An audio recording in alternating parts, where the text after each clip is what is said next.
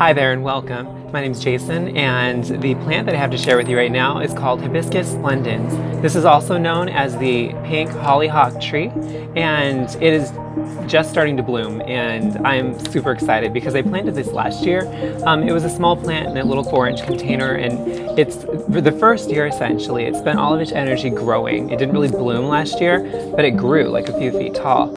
And it is right behind me, and I will show it to you. So here it is. Very different than your typical tropical hibiscus. Oh, there's even a ladybug there. So yeah, bees and butterflies love this plant. Hummingbirds love hibiscus. But right now it is in bloom, and it has these big, giant blooms. And if you can see like my hand next to that, well, my hand's very close. It is a big flower, and these are just starting, so I anticipate them to get even larger. That's a little native bee, flying around in the middle. But yeah, much loved by wildlife and insects. Oh my gosh, there's a wasp. But yeah, there's all these buds coming. This plant blooms late spring through summer. And this is its first year blooming. As you can see, it spent all of this time growing to, I'm guessing, about 5'5".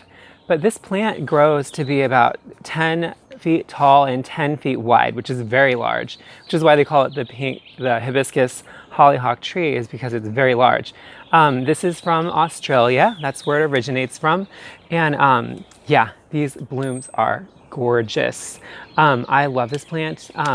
As far as the light requirements, you want full sun to part sun with this plant. And then as far as the watering needs, it has medium watering needs. I think it has a relative drought hardiness or drought tolerantness, but you do want to water it regularly. As far as the leaves, you can't really see them, but along the I guess you can kind of see them, but not really. They're so faint, but believe me, they are there. The leaves and the stems have these short, tiny, pricklies that you can't really even see, but when you brush up against it, it's sharp and it scratches you. So, it's one of the plant's self-defense things, I would assume. So just be careful when you're handling it. I would only handle it with gloves. But yeah, as far as the fertilization goes, you want to fertilize it with a low nutrient general garden fertilizer with a nutrient ratio of about 5:5:5. You probably could do 10-10-10. You just really want to avoid using bloom fertilizers because this plant doesn't want high levels of phosphorus.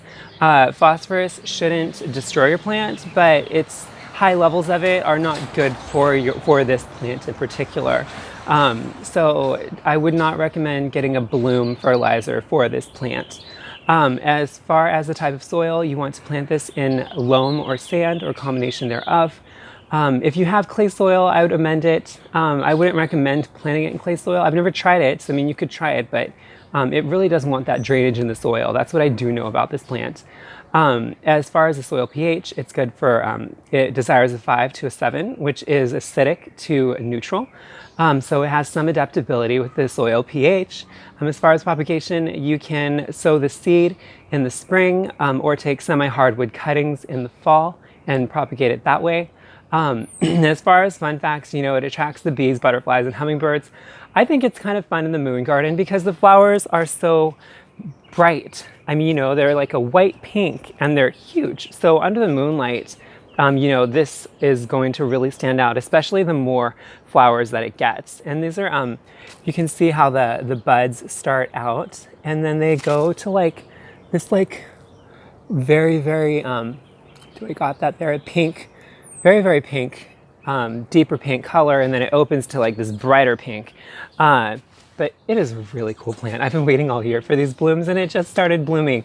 So pretty cool. I think it's very whimsical.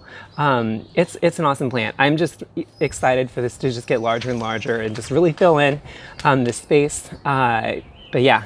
That is and as far as the cold hardiness of this plant, it's cold hardy 25 to 27 degrees Fahrenheit. You do want to protect it from a hard freeze because, it is hibiscus, but, its origins are from Australia and it's Hibiscus splendens. But yeah, I would recommend, you don't want it to really freeze much past that. So do place it in a place where it won't get too cold.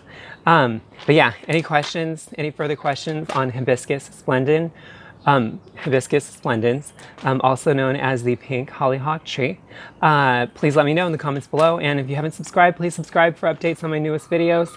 And my name is Jason. Thanks so much for hanging out.